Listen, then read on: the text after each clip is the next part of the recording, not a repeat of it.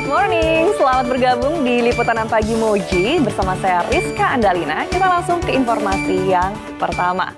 Pencuri sepeda motor di Palmerah, Jakarta Barat beraksi dengan senjata api. Seorang pedagang tertembak setelah berusaha menggagalkan aksi pencurian itu. Ledakan tabung memasak LPG membuat sebuah rumah di Jelambar, Jakarta Barat hancur seketika. Ledakan terjadi saat sang ibu sedang membuat sarapan untuk anaknya. Seorang bocah berumur 4 tahun di Kota Medan, Sumatera Utara tertembak peluru nyasar dari senapan angin tepat di pelipis mata. Peluru itu diduga berasal dari salah satu kelompok yang terlibat tawuran. Banjir bandang menerjang permukiman di Kabupaten Halmahera Barat, Maluku Utara, Rabu pagi. Ribuan warga terpaksa mengungsi karena tinggi banjir mencapai 3 meter. Korban banjir bandang di Kepulauan Siau, Tagulandang, Biaro, Sulawesi Utara kembali bertambah. Tim SAR gabungan kembali menemukan jenazah korban yang tertimbun di balik lumpur tebal dan bebatuan. Sementara itu, berbagai upaya dilakukan untuk memulihkan situasi pasca bencana di Sumatera. Selain genset dan logistik terus disalurkan ke berbagai titik, anak-anak korban bencana di pengungsian juga mendapat kunjungan istimewa dari psikolog anak Kak Seto Mulyadi. Sudah lebih dari sebulan bencana di Sumatera, namun upaya pemulihan masih saja terkendala. Presiden Prabowo Subianto pun membentuk Satuan Tugas Percepatan Rehabilitasi dan Rekonstruksi Pasca Bencana Sumatera. Prioritasnya membangun perumahan layak bagi pengungsi, serta rekonstruksi infrastruktur seperti jalan, jembatan, dan layanan publik. Pencarian satu korban hilang dari tenggelamnya kapal di Pulau Padar kini fokus di sekitar lokasi bangkai kapal. Cuaca buruk dan derasnya arus dalam laut jadi kendala pencarian korban warga negara Spanyol itu. Seorang petugas kebersihan tewas usai tertabrak mobil di kawasan Kalideres, Jakarta Barat. Korban yang sedang membersihkan jalan tiba-tiba ditabrak mobil gara-gara pengemudinya diduga kurang konsentrasi. Polisi menetapkan seorang pria di Kota Malang, Jawa Timur sebagai tersangka kasus pornografi. Tersangka dilaporkan tetangganya sendiri akibat pertengkaran yang tak kunjung berakhir.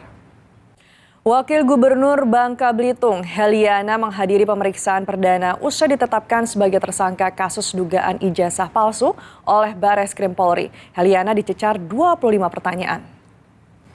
Berikutnya, paparan konten kekerasan di ruang digital menjadi ancaman serius bagi anak-anak Indonesia. Densus 88 Anti Teror Polri mengungkapkan temuan di mana 70 anak di 19 provinsi terpapar konten kekerasan melalui komunitas daring bernama lewat media sosial.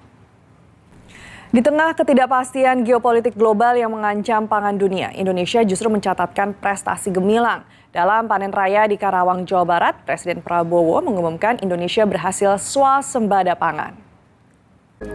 6 dari 8 fraksi di DPR setuju dengan usulan pilkada dilakukan melalui DPRD. Sebaliknya, Gen Z tetap ingin pilkada dilakukan secara langsung.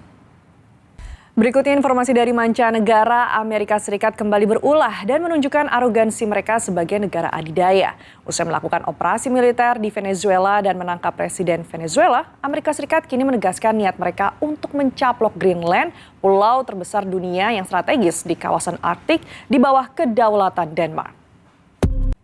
Selanjutnya, mantan Gubernur Jawa Barat Ridwan Kamil, Polda Jawa Barat terus mendalami kasus ujaran kebencian yang menyeret Adimas Firdaus Putra alias Resbob. Selain memeriksa 8 orang saksi tambahan, penyidik Direktorat Reserse Cyber Polda Jawa Barat juga telah mengirimkan berkas perkara tahap 1 ke Kejaksaan Tinggi Jawa Barat.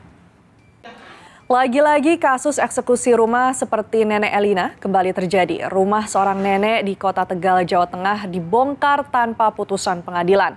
Setelah pembongkaran, sang nenek diusir dari rumahnya yang sudah ditempati turun-menurun. Sepasang suami istri menjadi korban jambret di areal pertokoan Kelapa Gading, Jakarta Utara. Korban yang coba mempertahankan tasnya sempat terseret. Penyidik Polda Metro Jaya memeriksa selebgram Dr. Richard Lee sebagai tersangka kasus dugaan pelanggaran di bidang kesehatan dan perlindungan konsumen.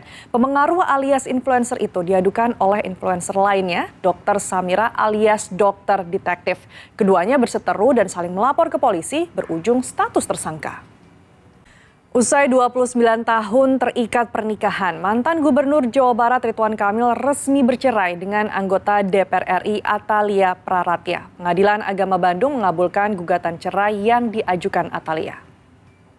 Presiden Prabowo Subianto menargetkan program makan bergizi gratis atau MBG menjangkau seluruh desa di Indonesia pada akhir tahun 2026.